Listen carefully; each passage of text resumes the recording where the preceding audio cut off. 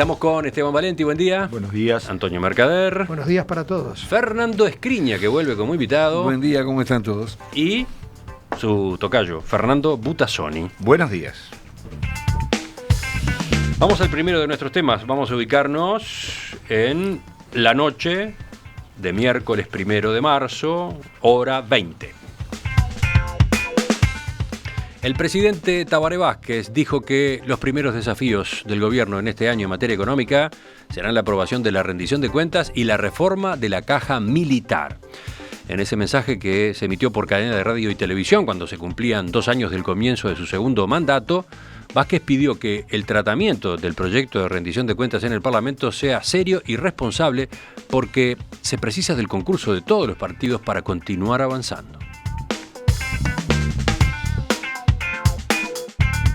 Y para despejar cualquier duda, queremos que se apruebe la rendición de cuentas, con los arreglos que el Parlamento entienda necesarios, con el proyecto que comenzaremos a elaborar en el próximo mes de abril o fines de marzo. Vázquez sostuvo además que hay que pensar no tanto en las próximas elecciones, sino en las próximas generaciones, aunque ellas no voten. Pero fue un momento nada más de una locución que duró 40 minutos. Ustedes la siguieron, supongo. ¿Qué conclusiones sacan?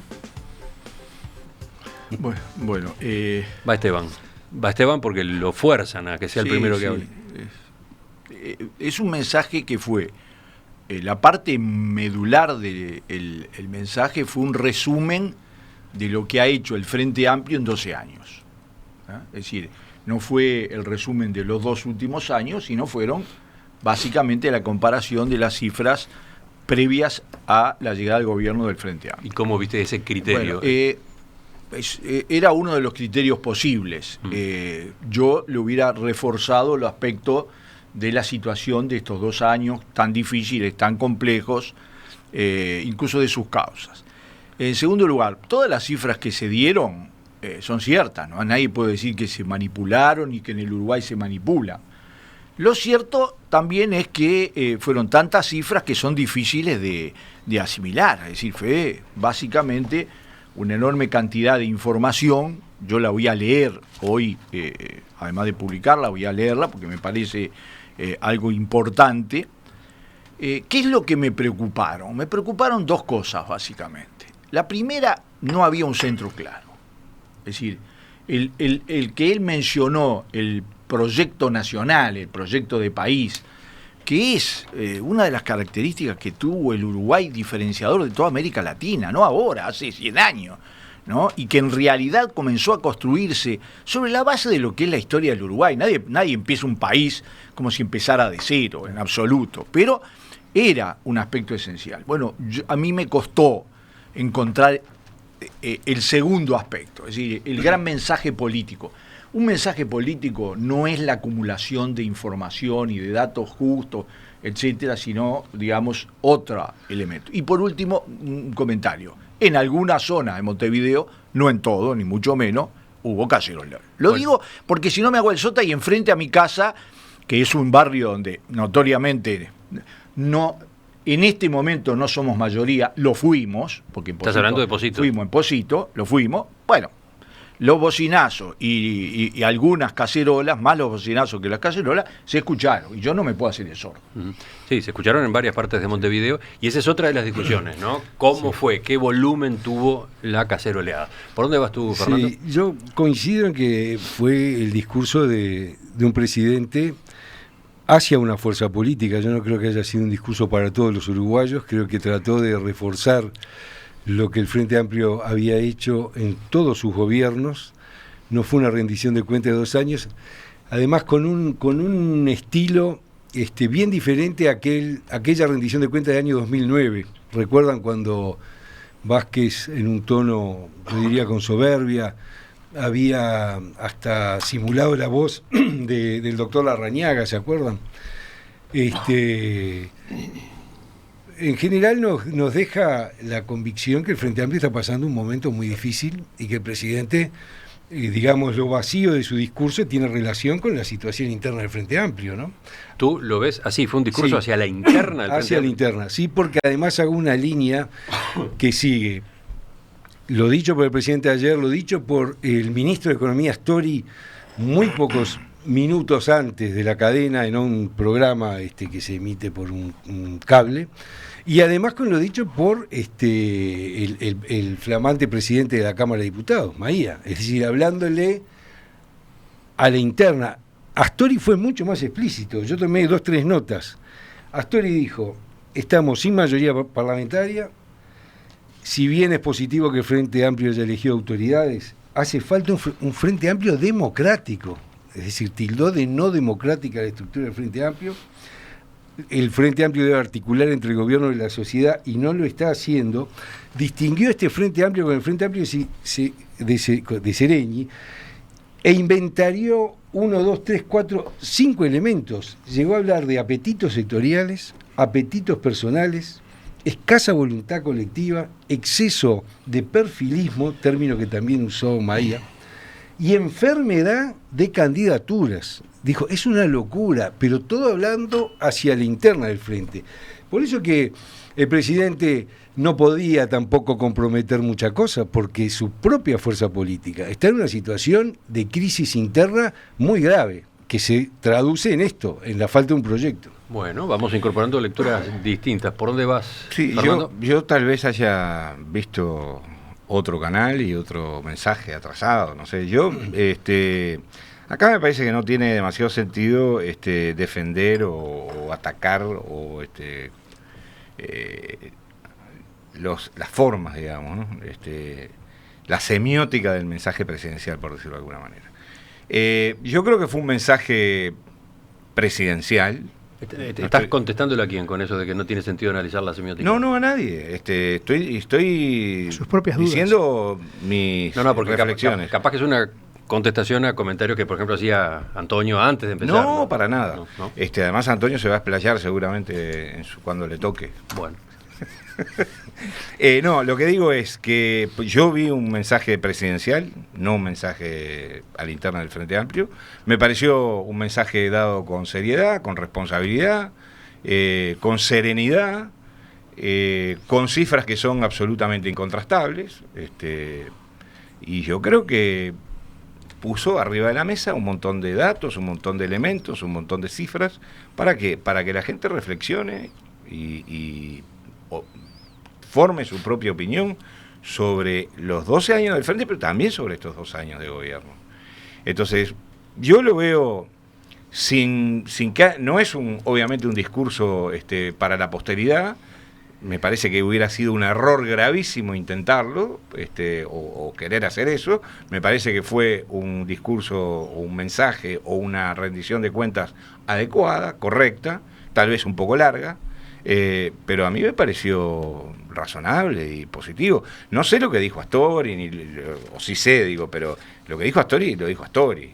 La opinión de Astori sobre las democracias de los sectores del Frente Amplio es una opinión de él. Lo que dijo Maya es la opinión del presidente de la Cámara de Diputados, pero es un diputado.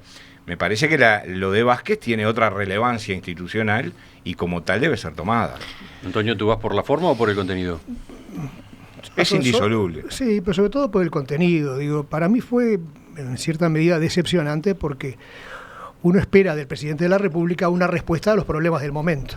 No un balance de 40 minutos sobre 12 años, sino que un presidente que esté atento a lo que está pasando ahora, a lo que siente, piensa y está esperando el que está del otro lado del televisor. Tuvo 40 minutos para hacerlo, no lo hizo, en ningún momento se comunicó con la gente, con los problemas reales que hoy tiene la gente.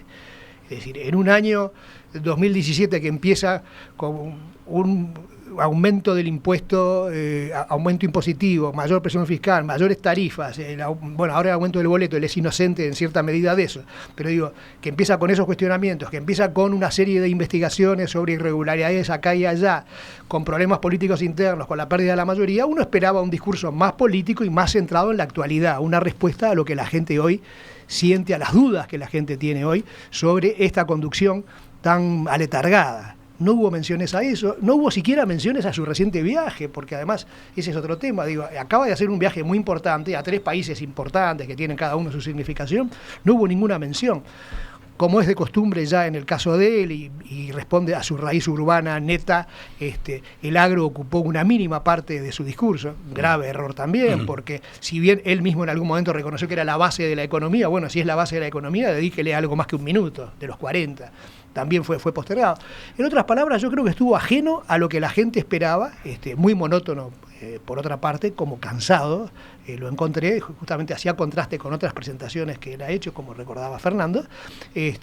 Y no ¿Perdón? Fernando Escriña. Fernando Escriña. Hay 2 Fernandos. Fernando segundo, digamos.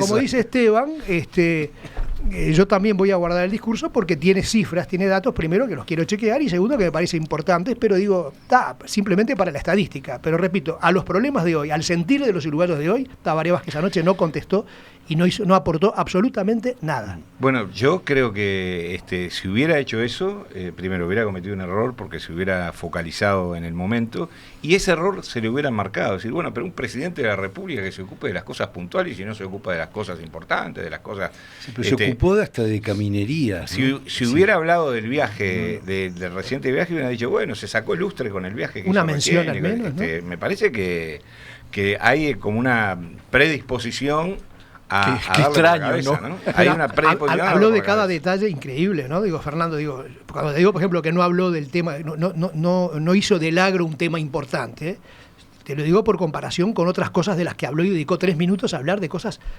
de menor cuantía, Y además yo no creo que la presencia de un jefe de Estado, que además es anual, porque es esa rendición de cuentas que seguramente la hará y la volverá a hacer el año que viene, es puntual. Por lo tanto, digo, ¿qué va a hacer el año que viene? ¿Nos va a presentar otra vez el recuerdo de los 13 años? Veremos.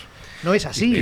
Yo insisto... Sí, más allá de algunas consideraciones generales sobre lo que fueron estos años de gobierno de Frente Amplio, la estructura básica pareció ser un repaso ministerio por ministerio, ¿no? Bueno, claro, los ministerios dan cada uno hace su que lo ha parte. hecho ya en otras ocasiones. El desafío ahí es qué elegir de toda la información que le aporta a cada uno de los ministros, ¿no? Da la impresión de que hubo un momento en que hubo que recortar, ¿no? Esto queda afuera, esto entra. Y entonces quizás por ahí está la explicación de por qué algunas cosas faltan y otras están sobredimensionadas. No se entendió, Emiliano, la reiteración final. Volvió a repetir cosas que había dicho al principio, hizo como un repaso de vuelta, como que llenó 10 minutos más. Da capo. Y faltaron asuntos, ¿no? Bueno, por ejemplo, la competitividad. Todo el tema El FONASA, ¿no? La competitividad, por ejemplo, que hoy es un tema que está sobre la mesa, que los exportadores están muy preocupados. El agro faltó una explicación del déficit fiscal. 4 puntos de déficit. Faltó una explicación de por qué los ajustes fiscales y por qué el aumento de tarifas. Es decir, todo eso debió haber merecido del presidente una explicación a la opinión pública. Yo tengo, e insisto, la impresión que todavía el Frente Amplio no presentó su documento, que creo que lo va a hacer el 6 de marzo. Yo creo que el presidente ni siquiera pudo mencionar la eventualidad de compromisos o acuerdos con el exterior, porque yo creo que no está seguro si su fuerza política lo va a acompañar en el Parlamento. Esa es la impresión que me deja a mí. Por eso fue una cosa más bien de sobrevolar algunos aspectos y dejar otros de lado, ¿no? Bueno, yo no coincido con que fue un mensaje para la interna, incluso porque la interna, si uno piensa qué es lo que está debatiendo, no creo que ese hubiera sido el centro. Segundo, a ver, si a un uruguayo sin partido se le pregunta cómo vivía hace 12 años, hace 13 años y cómo vive ahora la media de los uruguayos, las cifras que él dio asumen otro significado, humano, social, político, cultural, etc. Incluidos los aspectos negativos, que los hay. Es notorio que en casi todas las cosas estamos mejor, pero que en seguridad no estamos mejor, por ejemplo.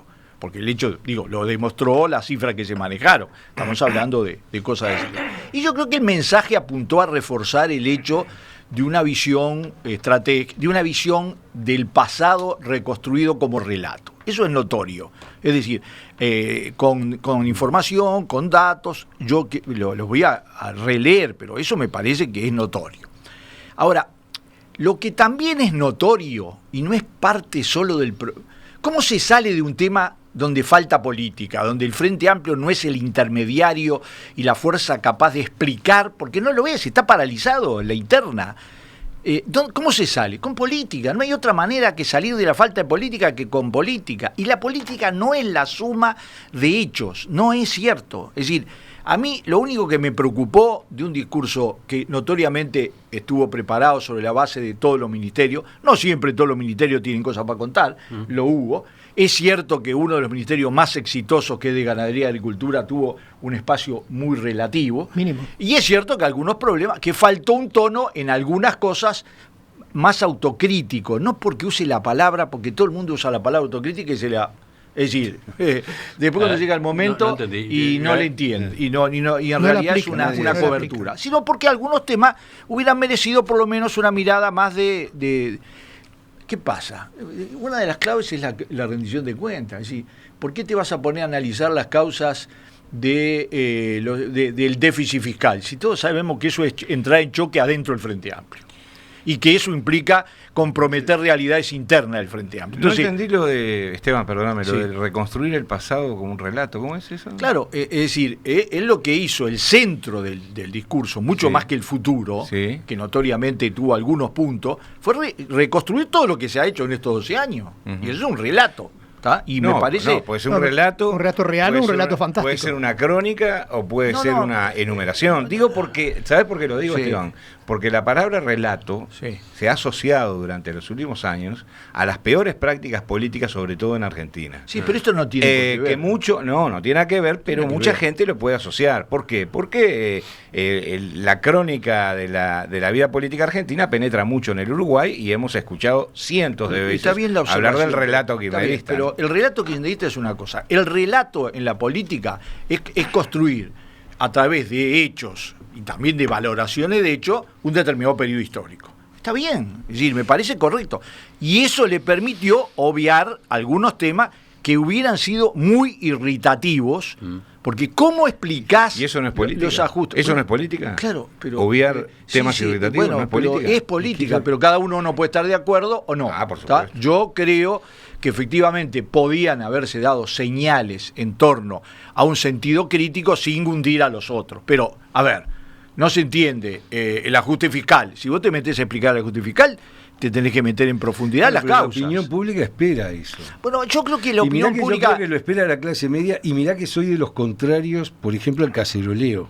Bueno, yo también estoy vayamos muy al caceroleo. Porque vayamos al caceroleo. Estoy totalmente otro protagonista de la noche. Yo soy contrario al caceroleo, no caceroleé porque caceroleé en otras épocas. Exactamente. Se cacerolea en defensa de las instituciones, cuando no hay libertad de expresión, cuando no hay libertad de asociación, cuando los poderes, la separación de poderes no existe, cuando no se respeta la voluntad popular y no hay un parlamento libre, cuando no hay libertad de prensa. Allí se cacerolea porque es una expresión in extremo pacífica de los pueblos cuando quieren sacudirse sistemas autoritarios.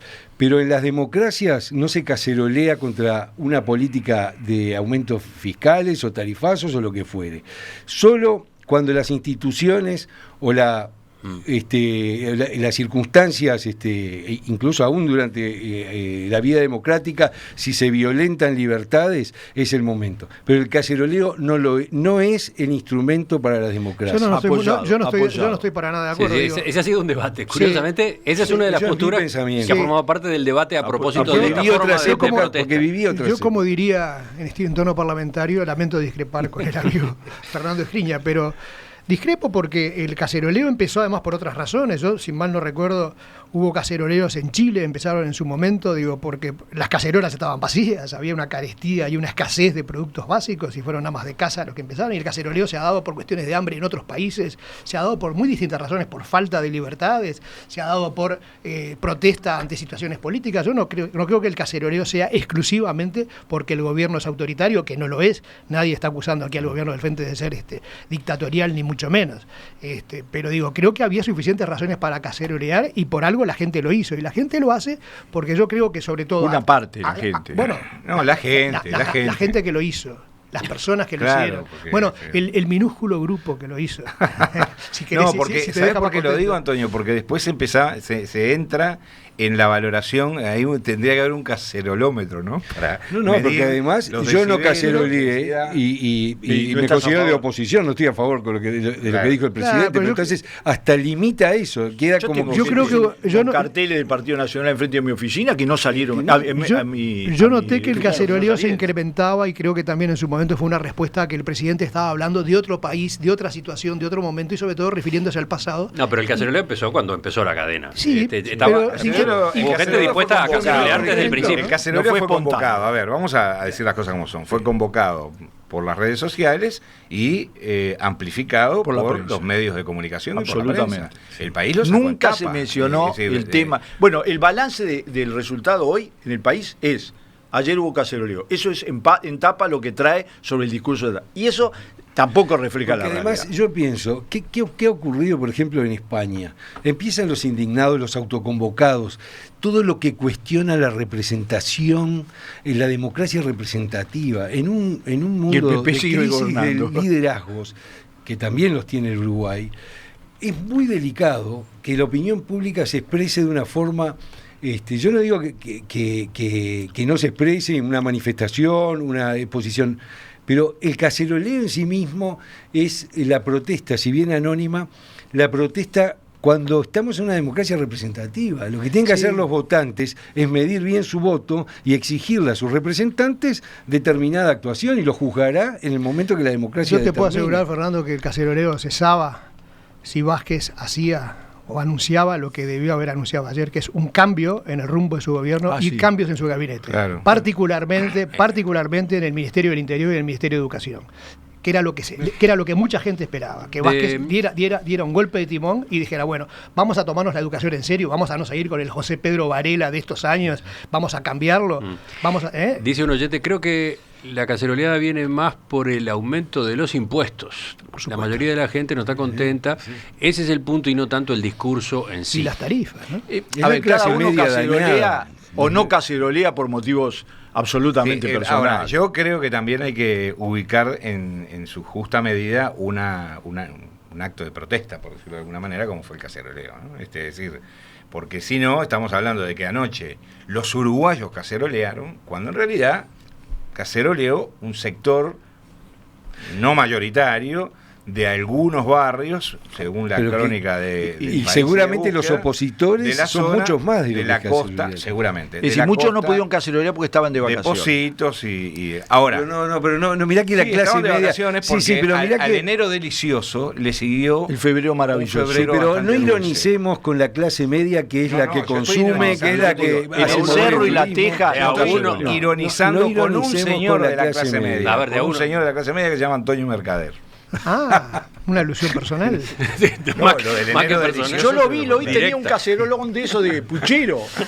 Yo no caceroleé, tomaba nota como es mi deber. Claro, pero no ironicemos a la clase media, no empecemos con los pero vos cajetillas sabés que de a mí me depósitos, porque eso fractura la sociedad. No, a mí me preocupa mucho para el Frente Amplio que la clase Pero media- perdón, acá hay un tema. ¿Quién sufre la falta de la dificultad de la educación?